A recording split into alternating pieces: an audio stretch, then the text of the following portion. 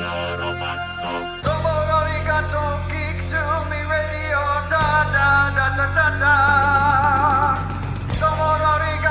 Geek to me radio, da da da da da da.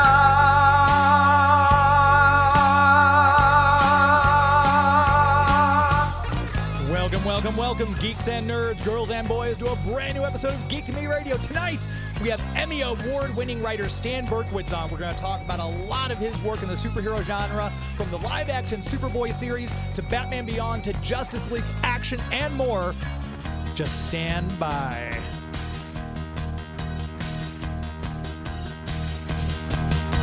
We're talking TV, comics and movies, and video games. And if you don't know Star Trek from Star Wars, we'll try to explain.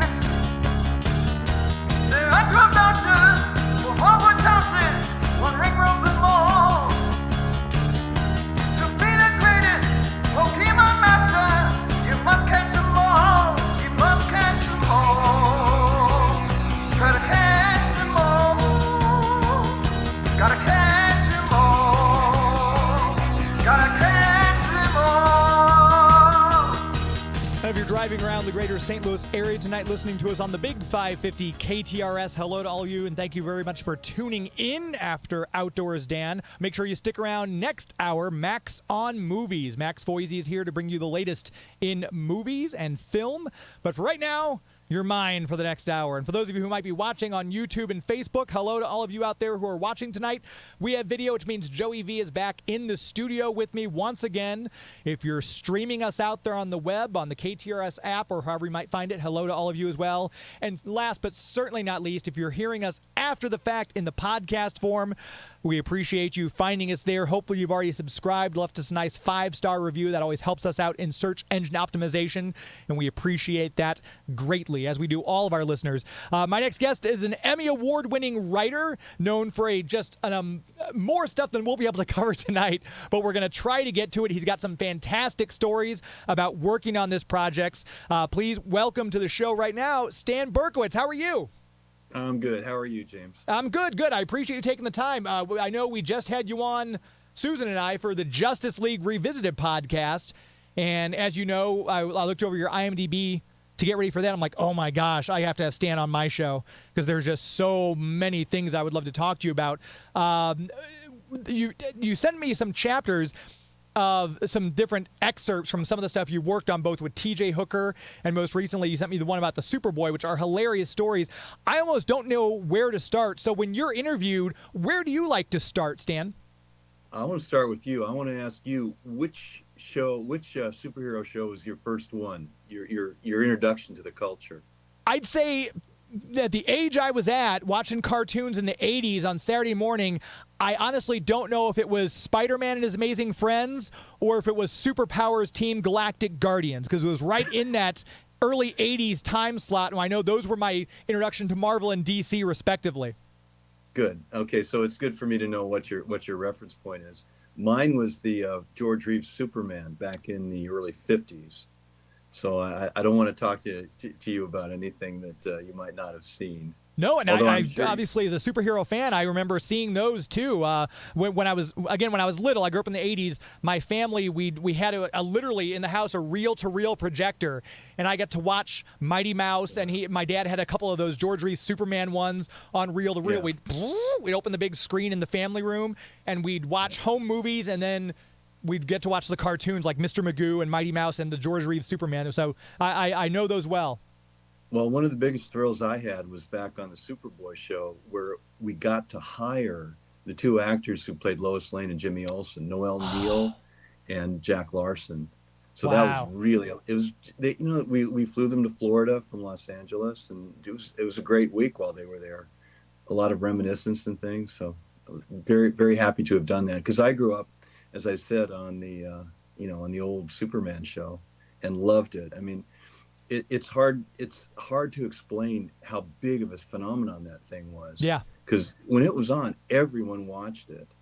All children watched it. And then, of course, there was that awful feeling that you heard on the playground when George Reeves died. For a lot of kids, it was probably one of the first experiences of death Yeah. that they have. Yeah. Yeah, and that's So- and in the chats, I just noticed we've got our friend Chance from Atlanta, Georgia, listening in. Hello, Chance. Those, I believe, they were 16 millimeter films. He asked about the home movies I was referencing. I think they were 16 millimeter films, Chance. But to your point, Stan, I felt that way, and I know it's not quite the same. But when I'd come home from high school, they were showing reruns of the '66 Batman series. And I was Right. actually at Superman Celebration in Metropolis, Illinois, when the word came down that Saturday that Adam West had passed away. And that was like, oh, man. You know, I got to meet him. I wrote something called Superhero Squad for Marvel, and Adam West was hired to voice a character in one of the scripts I wrote for them. He played kind of a version of Batman, but obviously not Batman. Yeah. And it was just so much fun to hear him do that, because it was essentially the same voice that he used for Batman. Right. And they did, it was was at great. the Batman animated series. They had him in for Grey Ghost.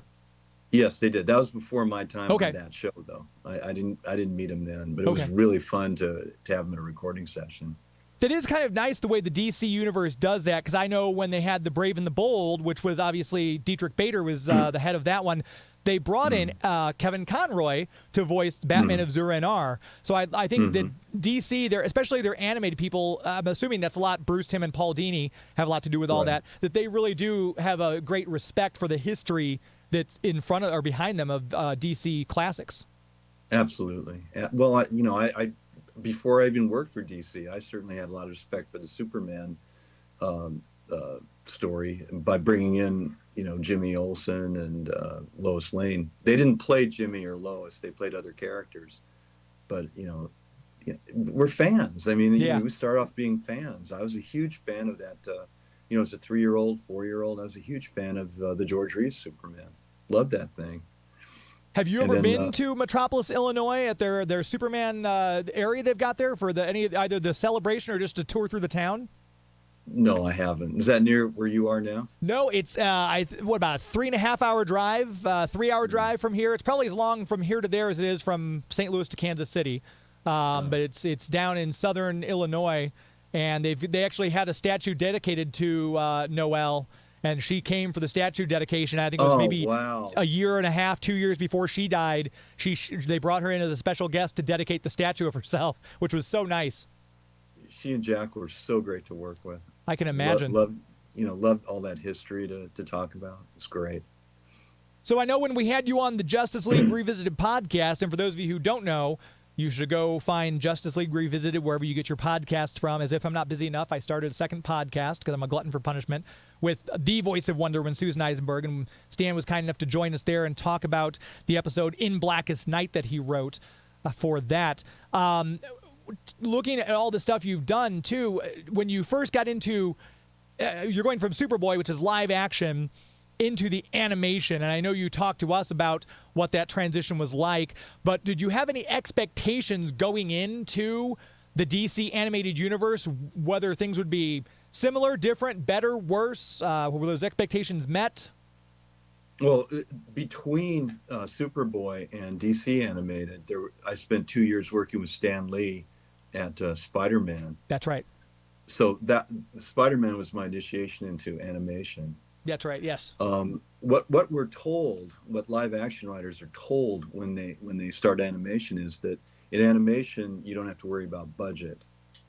You whatever you can draw. I mean, if as a writer you can describe it, and the artist, if you describe it well enough so that the artists understand what it is, you can pretty much do anything in at least in 2D animation. Mm-hmm. When they started to switch over to 3D animation, there are much more constraints about budget because you're not literally building stages, you're not literally building characters, but within the computer, that's the phrase they use. You're building something. Right. That takes time, that takes money. So you have the same kind of constraints you have in live action.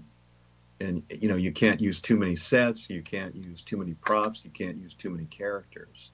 So it's a whole different thing. But initially Spider-Man, and then the first years of DC animated were all 2D, so it was great. You could just basically write whatever you wanted, never had to worry about budget.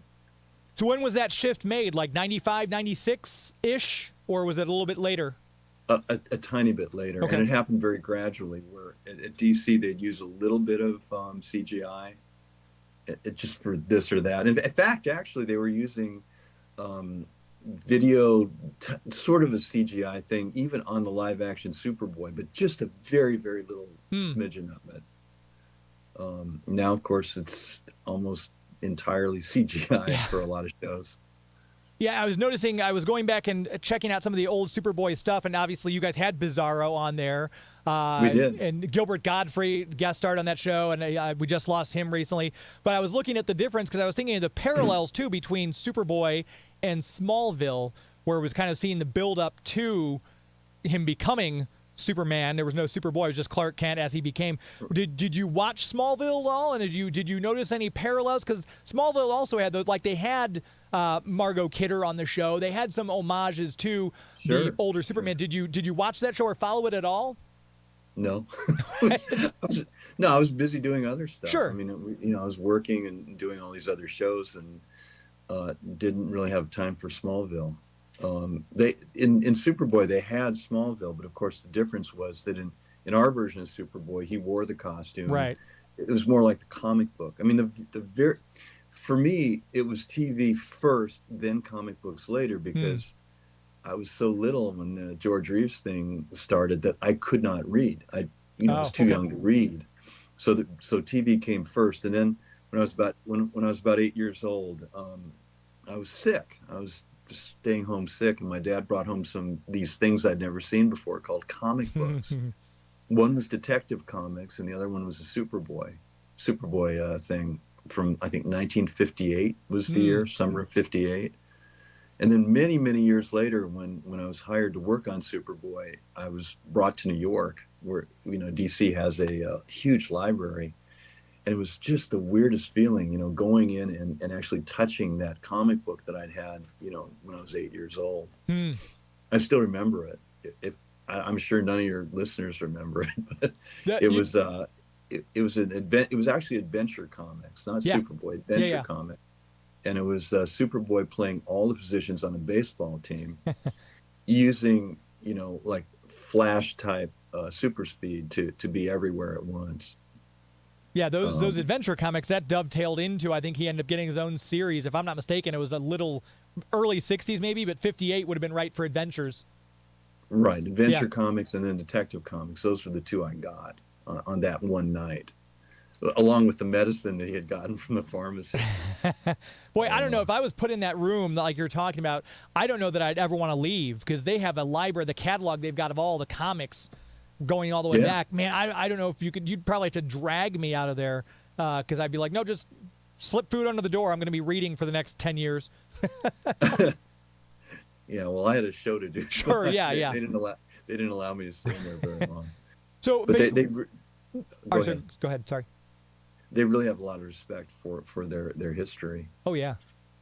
So from the time you're assigned to the show, how much time of prep, like you said, they gave you access to the archives. How much time of prep did you have until they had to have that first draft or those first season draft or a springboard or whatever turned into them? It's a couple weeks. Okay. Wow. I mean, you don't have all the scripts ready before a shooting starts. Usually, you're lucky to have one script ready. So it's like an assembly line type thing for most shows. Yeah. At least for most of the shows I've done, it's the assembly line where you start off with one or two, and then while they're in production, new scripts are being written by your staff writers and your freelancers. And I know we've had a lot of people on the show, because everyone knows who listens to this show that I'm a huge fan of voice actors and the cartoons of the 80s and 90s and everything like that. So we've actually had Alan Burnett on, we've had Dan Reba on, we've had Rich Fogel on. But one of the shows that I think changed the game in a lot of people's eyes was Batman Beyond. Because nothing had ever been like it. We'd seen Batman get his back broken. We'd seen Batman and Robin. We'd seen Batman and Nightwing. But this was like a new level. And I remember thinking when they announced it, I'm like, well, that doesn't sound like it's going to be any good. It's not Batman, really. But I watched that first episode when they primetime debuted it, and I was hooked. I'm telling you, I'd never saw anything like it. And just with the voice acting, between Will and Kevin, their chemistry. And then later on, you bring in Cree Summer to play Max. What an amazing show to be part of that. 'Cause I think you wrote 44 episodes of that show, if I'm not mistaken. I think it was around 50. More than, okay, wow. So I mean, that's what was the sense of going into that, because it was taking a big swing and it could have backfired, but you all knocked it out of the park. What was the feeling of the production staff and the writers and the directors going into it? Were there any nerves, or like, oh no, we know what we're doing, we're good?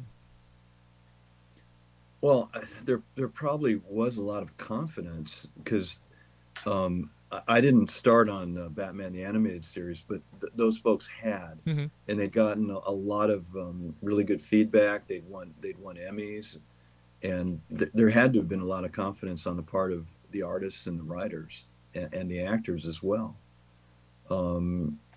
Bruce Timm has talked about this. The initial concern was showing Batman as a very young character, and they kind of pushed back against the network on that one issue. So instead of having young Batman, we kind of split the hero. Neither hero is a complete person or a complete hero. Bruce is too old. Bruce Wayne is too old, and Terry is too young. So rarely do you see, each of them needed each other. Each of them resented needing the other, and it was fun to write for that dynamic. Yeah. But rarely do you see a superhero show where they're where you have a character where you don't have one character who's complete in himself. Each one was incomplete, and they needed each other.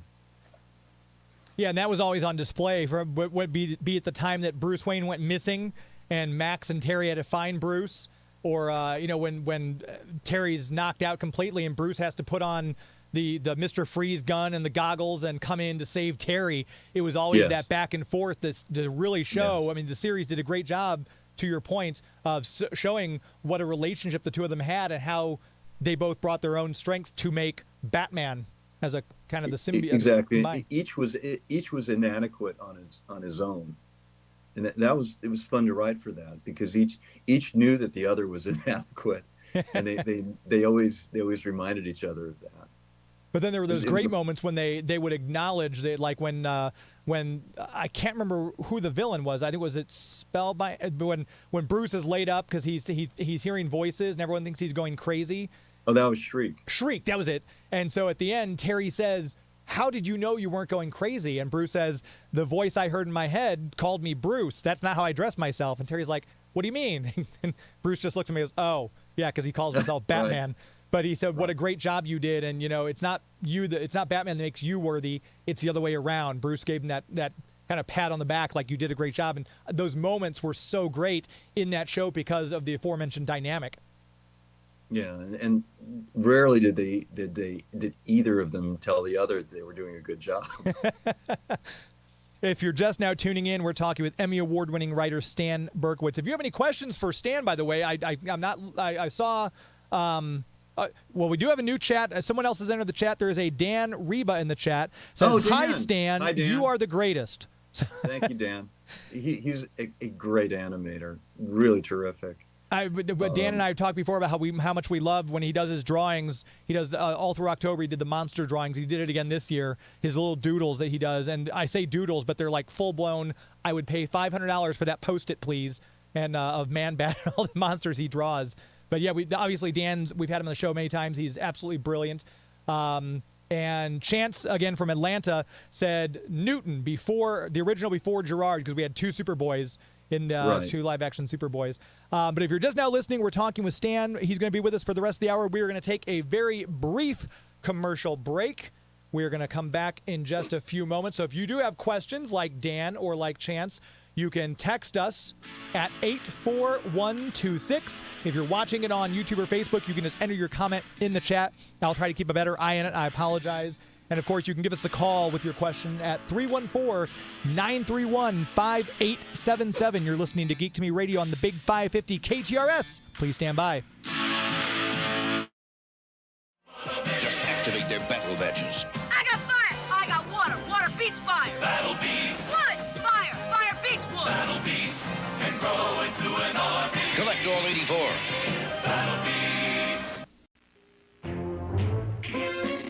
Yo, Burgundy, chew on this. You'll never cut the mustard, mean wiener! Food fight! Your history, Private Pizza. Pow! And your lunch. Combat curtain. Fire! What's going on? Joycelyn is food again, Mom. Food fighters, figures, and combat carton each sold separately. Toys do not walk and talk. A new racing team is shifting into Geek. Mask. Tracker's seen us. Don't race off on my account, Mayhem. Mask, Buzzard, and Delight, each sold separately with 2 figures. Buzzard, convert. Ron, you flag cover. I'm heading upstairs, Nevada. Roger, Matt. Okay, Mayhem. This round's for you.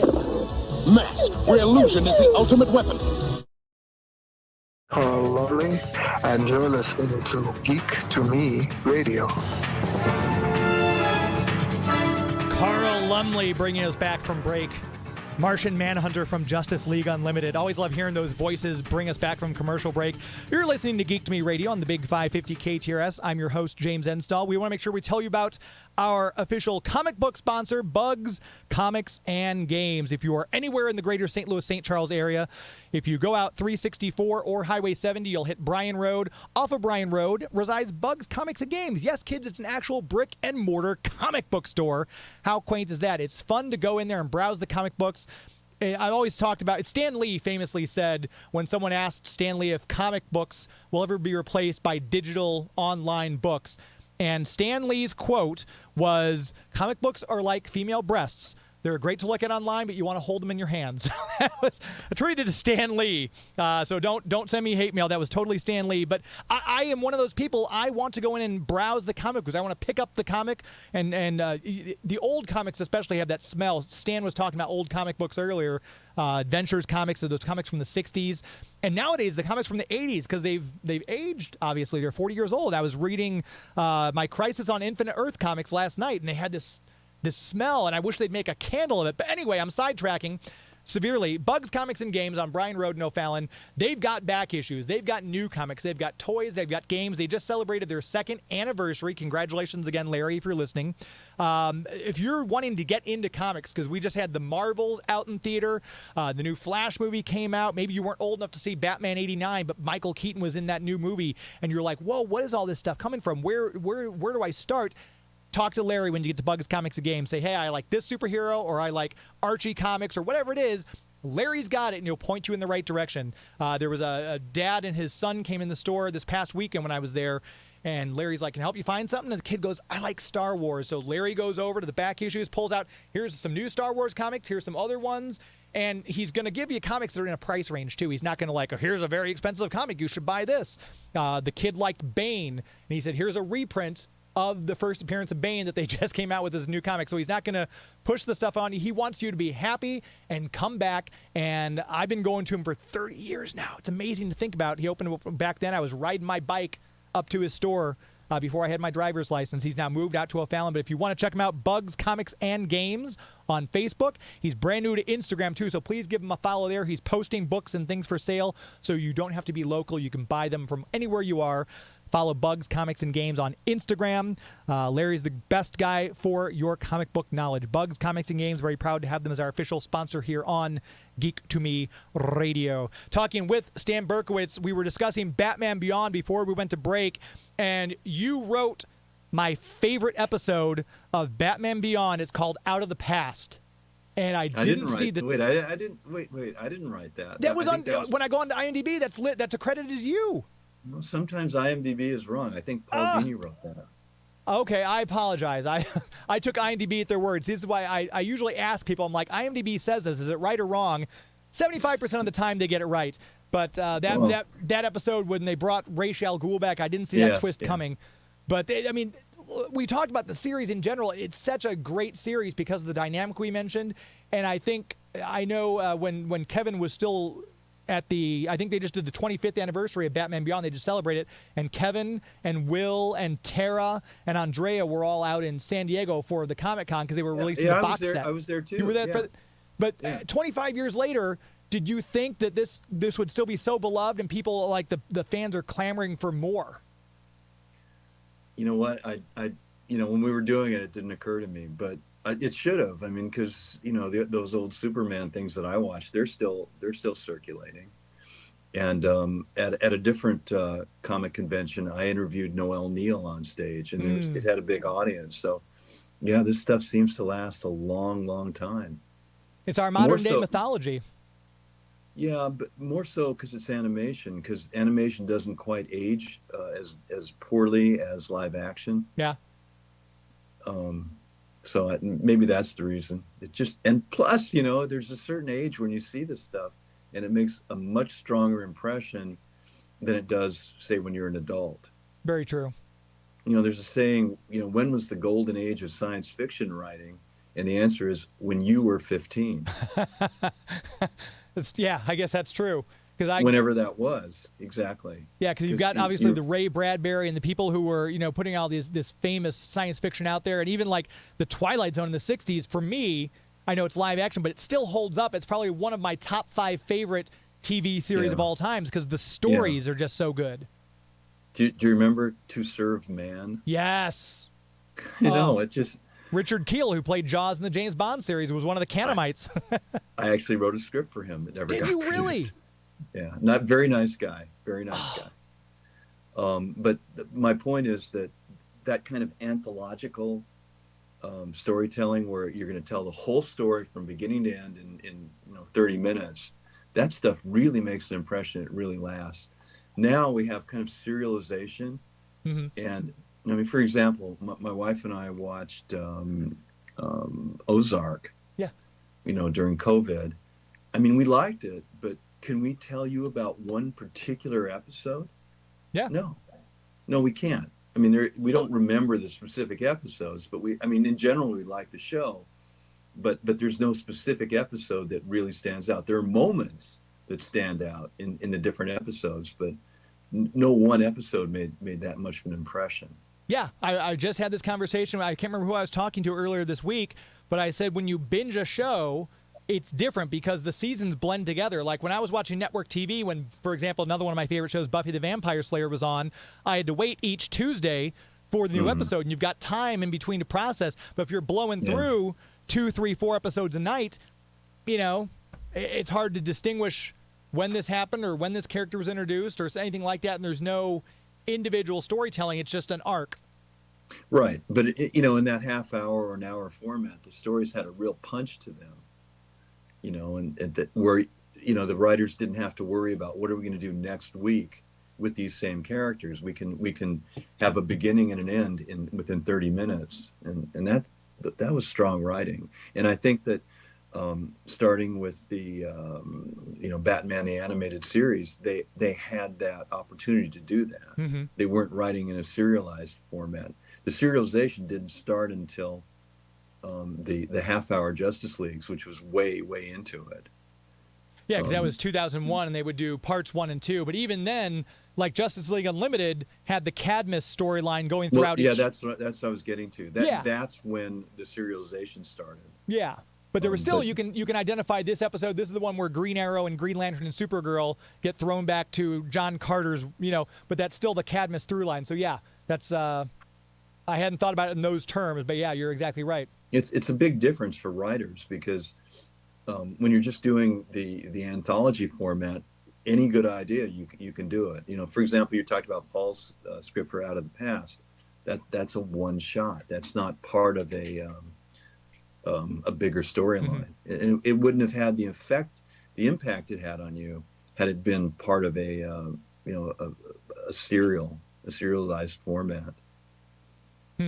Yeah, I'm still salty about that. I usually try to do my research ahead of time, and then I ask if I'm unsure. But lately, IMDb's been on a roll for me, and they haven't let me down. So IMDb, curse you. Now I look like a fool. But to switch gears back to Superman, we've got. Let me stop this from playing. First of all, thank you, Joey, for pointing that out. I don't know why that started up all of a sudden. We'll go back to that. All right, sorry for listeners. My automated thing fired off today. But we were talking about Superboy. You emailed me a great story, and we talk about the phraseology that we'll try to use to tell the story about your work on Superboy. If you wouldn't mind relaying that story, because it's absolutely hilarious. Well, I'll tell you the point of the story first, because otherwise it's just going to sound like I'm trying to be a little too X-rated here. But the point of the story is that, are we doing stuff for children, or are we just, having a laugh? I mean, how seriously do you take the fact that you're entertaining children? And know it that, all the stuff that we're talking about is designed for children. So it came as a surprise to me one day when I was called from a production meeting to the soundstage, and I knew something bad had happened, because usually they don't call you out of a production meeting for nothing. And indeed, the actress who was playing Lana Lang was named Stacy Hyduck. And as soon as I got to the soundstage, I look, and Stacy is holding in her hand a large, flaccid green phallus sex toy. And she just immediately, as soon as I came in, she just turned to me. She goes, "I'm not putting that on my head." What is this about? I had no idea what was going on. How did this ever happen? There was nothing in any script that I worked on that indicated anything even remotely approaching that. And, I was literally speechless. The director came over and he goes, "We don't have to do this. I figured out an alternative." So I sat, I listened to him, and I said, "Hugh, that's a good idea. Let's do that." And then when I got back to the production meeting, the line producer was there, and after the meeting ended, I asked him, "What in the world happened? How did she end up holding a giant phallus?" And he said, it was a device that I actually drew that was designed to pull it was designed to help, it was alien technology designed to pull out the memories of a person so that they could be duplicated somewhere else. And it was like a flap like a triangular flap of skin that I had drawn. And I gave that to the prop man and hope for the best. But anyway, the prop man came up with, the three-dimensional version of what he had was, he showed it to the producer before, a couple of days before they were going to shoot. The producer looked at it and said, "This thing looks like a penis with legs." So I don't know, maybe the prop man thought that penis with legs, bad. So penis without legs must be good. Right. And that is what Stacy was holding and rightfully complaining about, when I got to the soundstage. So the question that any of your listeners might be having is, how in the world could the prop man have thought that bringing a large phallus to the set would go over well, or would be acceptable to anybody?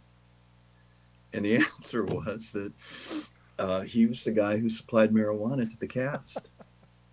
And he must have just thought it was a huge joke. It's just some stupid piece of crap. He must have thought that the whole show itself is just some stupid piece of crap for kids, and who cares what they were looking at, and that attitude, the stupid piece of crap thing, went for a whole bunch of children's television for a really long time. Oof. When you look back at the George Reeves Superman, even, or going back even further, I don't know if you've seen them, the Batman serials from World War II. And I've seen a couple clips, yeah. Really cheap, done, without any thought or consideration to story logic or anything like that. And it's just, hey, you know what? We're doing this for kids. I think the change came about when you had Alan Burnett, Paul Dini, Bruce Timm doing Batman the Animated Series. Finally, they were doing something in, I think, early 92, 93, right around there, that took the audience really seriously, didn't talk down to them, and they ended up with something that has lasted for a really long time, and that adults could look at too, and not have their intelligence insulted. And I think Batman the Animated Series created a pattern or a format for all the other series from DC, the ones that I worked on, for sure. Yeah, I know Kevin famously told the story. Kevin Conroy always tells about him coming out for Batman, and they said, "What do you know about Batman?" He was in the meeting with Paul and Bruce and Andrea, and Kevin says, "Well, I know the 66," and they were like, "No, this is not. This is grounded. This is gritty. This is," and that all their direction, just telling them that much. This was to be taken seriously. Informed Kevin's version that we got, which, as you said, has now lasted 30 plus years, 1992. So I think they started recording and filming in like 90, 91. Probably around there. Yeah. And you know who Kevin's performance informed? Everyone's. Absolutely everyone. Yeah. As soon as the guest actors heard him, they went, okay, that's the tone of the series. And we would occasionally run into problems, when Kevin wasn't around, because there'd be actors brought in who never knew the show, and maybe if they were old enough, maybe their idea of a superhero show was the old Batman serial, or the Batman TV series with Adam West, and they would tend to overdo it, and their performances would be excessive. So yeah. When Kevin was around, it was a real blessing for the director, the voice director. Yeah, I can imagine. Yeah. And we miss him very much. Oh yeah. Oh my gosh. I can count on one hand the number of celebrity deaths that have brought me to tears, and it was just a little over a year ago now that we lost Kevin. It still hurts. I keep thinking every so often, I had to have imagined that, right? Kevin's still around, but that's very, very tragic. Yeah, absolutely. Again, we're talking with Stan Berkowitz for the remainder of the hour here. We've got Zachary Nathanson weighing in the chats and says, "Happy early Thanksgiving, everyone. Both Justice League, Superman, Batman, the animated series were groundbreaking. Kevin was the heart of Batman." Yes, Zachary, we completely agree. And you worked on Superman, the animated series as well, Stan. Let me take one more commercial break. We'll come back and chat more again. If you have questions, you can text us at 84126, or you can enter the chats like Dan and Zachary and Chance have all done, or you can give us a call. I'm trying to watch the phones as well, 931-5877 within the 314 area code. If you're outside the 314 area code, dial 314-931-5877. We're going to take another quick commercial break. We'll come right back and wrap up the hour talking with Stan Berkowitz. You're listening to Geek to Me Radio on the Big 550 KTRS. Please stand by. Air attack. Yeah! Computer warriors, expect the unexpected. Each sold separately. Computer and pencil sharpener available fall 1990. Only from Mattel. Power Lords. Extraterrestrial warriors. I am Lord Power, leader of the Lords. Cryptog and Ragoth are attacking. We must help Psyduck defend Balkan Rock. Power Lords. Cryptog has 4 fists. Psyduck is finished. It's Lord Power.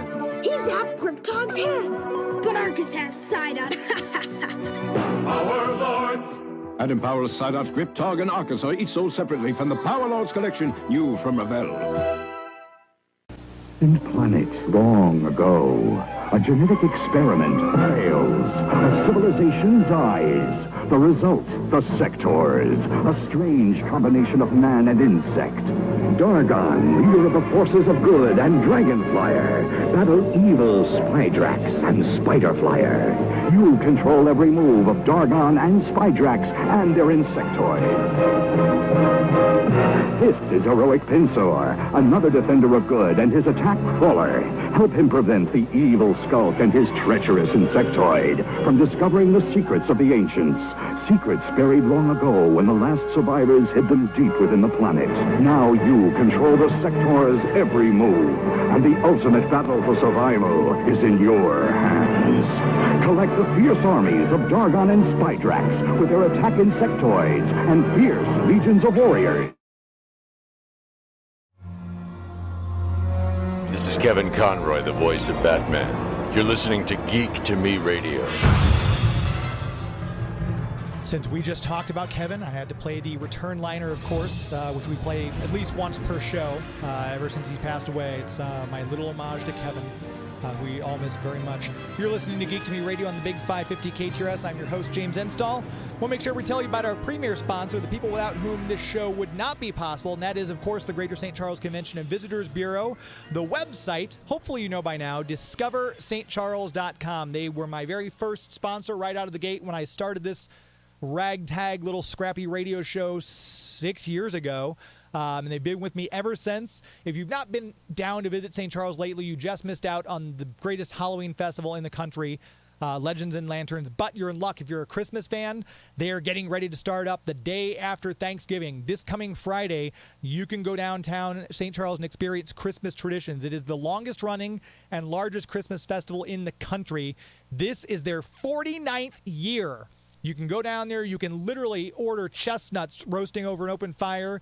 You can order a cup of authentic wassail from the 8 Maids of Milken. You can interact with traditional Christmas gift givers from around the country like Santa Lucia, Père Noel, and Father Christmas. And, of course, you can make some mischief with the Master of Revels and Jack Frost. These cobblestone streets in this historic district are just picturesque. It looks like right out of a Dickensian story that you've stepped into, and you get to experience Christmas from yesteryear. So I'm just letting you know now, if you're tired of the hustle and bustle of the malls on Black Friday and, beating people over the head for your free waffle iron at Walmart, take a step back. Go downtown St. Charles. These are all small businesses. You'll find gifts that you're not going to find at a big box store, and it's going to mean more. You're going to have more fun. You're going to enjoy the holiday more. What could be better than that, right? Check them out. Their website, discoverstcharles.com. Under the events tab, you can check out Christmas traditions. Doesn't have to be Christmas. There's always something going on around there. And the food, these little, I mentioned the small business owner shops. The restaurants are like that too. They've got little restaurants, so you're going to find fantastic food to fit whatever your palate is desiring that day. So whether you're from here locally in the greater St. Charles area, or you're a West Coaster like Stan, plan your trip. DiscoverStCharles.com. As we always say, it's an historically good time. We have Stan Berkowitz with us for just about another 15 minutes. The hour has flown by. I wanted to ask you about one of my very favorite shows, because I watched it with my dad growing up, was T.J. Hooker. And I know you said it wasn't as glamorous as it sounds, like, oh, you wrote for T.J. Hooker. It was a little bit of a different, and you kind of gave us a little bit of a hint of that when we had you on the Justice League Revisited podcast. But if you would just talk a little bit about your experience working on T.J. Hooker, good or bad. Well, overall, it was good. I mean, we worked on the show. There were no catastrophes. It got done. The most difficult part of it was that it became a late night show. You could not have watched it with your dad. It was 11:30 at night. Reruns. It was in syndication. No, it wasn't a rerun. They were new show. The season I worked on the last season of it. They brought me in as a staff writer, and I worked on the final season. And the final season was for CBS, and they switched it from prime time when it was on ABC. It was on prime time on Saturday nights. Then they switched it, I think, to Friday nights at about 11:30. So it was kind of it didn't have the cachet and the attention that it had in prime time. But still, I mean, and also the budget was lower. But they needed to make those extra, I think, 26 episodes so that they'd have a syndication package. And it's still in syndication, by the way. You still get little checks occasionally. That's always nice. Yeah. Check them in the mail. Yeah. But I know we watched it because I remember he was a fan of William Shatner, because he's the one, my dad is the one who introduced me to Star Trek. And I know that was in syndication because we're talking early 80s, mid 80s. But I know we watched T.J. Hooker together, too. Would I be correct in guessing your dad was born around 1950? Much earlier. My dad, they call me a surprise. I know they mean accident. My dad was born in 1921. Whoa. Yeah. Whoa. Yeah. Oh, okay. That's the same year my mother was born. Oh, really? Yeah. Wow. I mean, he must have had a very young wife at that point. Yeah, my mom was about I think 19 years, almost 20 years younger than him. Okay. And my mom's still around. My dad sadly passed away several years ago, but yeah, he because I used to tell stories when I was really young. we'd study World War II. Oh, my dad was there, and all my teachers would say, "Oh yeah, you mean your grandpa, honey?" I said, "No, my Right. dad," and the teachers would insist that I was wrong. and do you have a whole bunch of siblings who are a lot older than you? Yeah, I'm like I said, I'm the baby. They always say surprise, but I know they mean accident. It's fine. I've come to accept it. Well, it was very cool of someone from that generation to be watching Star Trek. Yeah, he loved it. He loved it. Really? Yeah. Because again, that the sci-fi stuff, superhero stuff, is usually designed for kids. Really. I mean, I watched Star Trek when I was about 14, 15. So we knew William Shatner from that. Mm-hmm. And but again, it's kind of a kid's ghetto almost in that era. Sure. Certainly no longer. Oh yeah, no, definitely. With especially all the money you see these big studios putting behind these projects, it's obviously taken very seriously. Yeah, and occasionally losing some. Yeah. Oh, the last couple they were comparing box office weekends for the Marvels against the Flash from Warner Brothers, and how these two are just like, what is it, superhero fatigue? What are they doing wrong? As a writer, do you have any insight to what you think? It's a glut on the market. Probably just too much of them. Yeah. I'm curious to see Aquaman coming out next month. I think Jason Momoa has really, really helped that character a lot. Brings a sense of humor to it. So I'm hoping it'll do well. It's interesting because when I grew up reading the comic books, Jason Momoa is nothing like I would think of who I would cast for Aquaman, but it works. While on the other hand, I would never have cast Ezra Miller as, certainly not Barry Allen, maybe as Impulse, and that did not work at all. So it's just, I guess it's Jason Momoa being able to own the role. The sense of humor that he brings to it. Unfortunately for the Flash, there was not that sense of humor in the movie. Yeah. In the movie, Ezra Miller it seemed just kind of downcast. But I love the idea of the alternate worlds. It was a great idea to do that. Loved watching that, and at the end, it kind of made up for whatever flaws I saw. Yeah. Earlier in the movie, to have him going through all those different worlds, meeting all those different characters. What a great idea! And that, of course, is based on It all started with Flash of Two Worlds. That episode. Yeah, way back in the 60s. Yeah.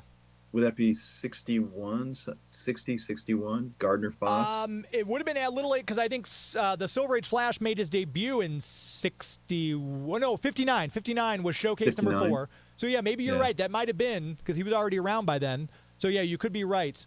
Anyone in the chats is able to lock it in for me.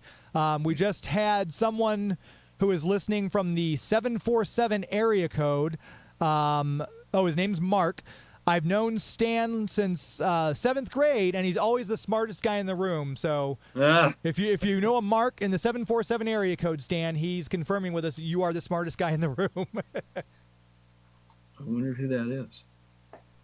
I know a Mark in the 818 area code. Yeah, unless maybe it's got. I'm not even sure what the 747 area code is right off. We do have Zachary Nathanson in our chats on the live stream. Says, Stan, this may be an oddball question. Despite what happened to the live-action film, do you ever see Batgirl Barbara Gordon getting her own animated movie or animated series one day? I don't see why not. I mean, that seems like a good idea, but the fact that the series, and a very expensive movie was shelved like that, it'll probably stain that character in much the same way that the Green Lantern movie that came out several years ago stained the Green Lantern character for a while. So that would eventually she'll show up, I'm sure. Just as there'll be more Green Lanterns, but they have to shelve it for a while. I will tell you this: at DC, when I first started working there back in 1990. The executives there are very, very protective of the characters. As they should be. Because they've had problems. Yeah. The Superman serial, if you remember those, where the flying is done with a cartoon. They literally cut from live action to a cartoon, like the Tony the Tiger commercials, where Kirk Allen would run behind a boulder, and then out would fly an animated Superman. And that's how they did their flying effects. And it was just embarrassing. It was embarrassingly awful, particularly because, and Dan Riva will react to this, I know, because over at Republic Studios at the same time, they were doing really good flying effects with their character who was alternately called Rocket Man and Commando Cody. They did wires. The Lydecker brothers did incredible special effects there. And but over at Columbia with Superman, they were doing an animated thing, and it looked terrible. I mean, it didn't even have the quality of the Max Fleischer Superman cartoons. The mixture of live action animation just didn't work. So my friends, the executives I worked for at DC, they were gun shy about this. They were very, very cautious about doing stuff that was embarrassing. And in terms of embarrassments, there was Superman 4 that Cannon did, and even Superman 3 did with Richard Pryor. It seemed like an odd combination that didn't work terribly well. I've got a soft spot because, again, like you said, it's nostalgia. That was the first Superman movie that I saw in theaters. Was with Richard Pryor. And I'm a Richard Pryor fan. Like, if I had to put up a what'd you call it, a Mount Rushmore of comedians, Richard Pryor would get a spot on the wall for me. So that's a little soft spot. I understand your point completely because it's not a great movie, but I've always got that little soft spot for it. Well, for Richard Pryor, of course, but it just didn't work. Right. The movie didn't work terribly well with him. Yeah. I mean, spend much less money and just have a concert footage of him. Right. Yeah. I can't believe this hour is already blown by. I know we've got to get out of here for make way for Max on Movies, who is up next. As we're parting, Stan, I remind the audience if they want to keep up with you, website, social media handles, things like that. Is it Facebook? Is it Twitter? Is it Instagram? Where can they find you? Nowhere. Sorry to say that. That's why you're the smartest man in the room, because you know to stay away from social media.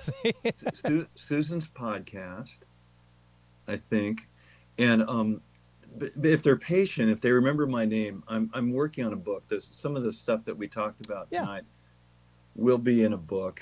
I'm not sure when it might happen, but my best guess would be sometime around the beginning of summer, so that I could go maybe to the San Diego Comic-Con and then later in the fall to the New York Comic-Con to publicize it.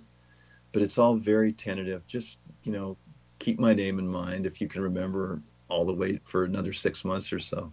Well, and like I said, I need to have you back because, I've got pages of stuff. They're from IMDb, so half of it's probably wrong now, which I'm still salty about. But I'd love to have you back on. So as it gets closer, email me again because we can have you on, talk about more stuff, and promote the book, too. I'd love to have you back on. Well, I'd be very grateful for that. And I had a wonderful time talking to you, and thank you very much for inviting me. No, likewise, anytime, and we'll stay in touch, and we'll talk again soon, I hope. And I wish a very happy Thanksgiving to you and all your listeners. So thank you for having me. Thank you. Happy Thanksgiving to you as well. We appreciate it. And I know the listeners do too. Thanks. Be well. Take care, James. There he goes. Bye. Emmy Award-winning writer Stan Berkowitz. All the stories, my goodness. Like I said, I need about a 3 or 4 hour show to get through all the stuff that I would have loved to have talked about with Stan. And this happens with all the guests. We just get into it, and I feel like the hour just blows by.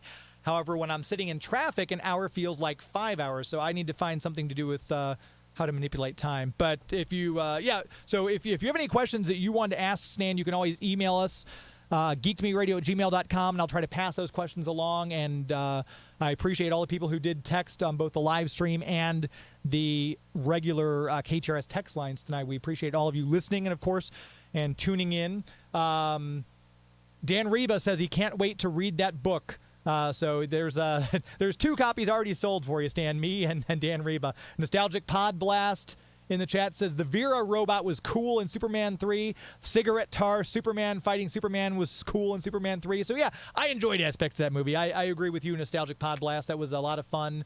And, it's one of those things. Nostalgia is great, which is why I love doing this show, because I get to talk to fantastic people like Stan and Again, you can catch him if you didn't already. Go find Justice League Revisited, the podcast. Wherever you listen to your podcast, type in Justice League Revisited. Susan Eisenberg and I host a show. We drop it every 2 weeks. Stan's episode is already out where we covered in Blackest Night. It was a two-parter, so we had Phil Lamar, who voiced John Stewart Green Lantern, come on for the other part of that one. Our episode with Kevin Hops, the writer, just dropped for The Enemy Below, and I'm currently in the process of editing our conversation with George Newbern, the voice of Superman, for Injustice for All. We've already got some great people lined up because we're trying to record these ahead so that Susan and I can have the holiday break without having to do any work during December.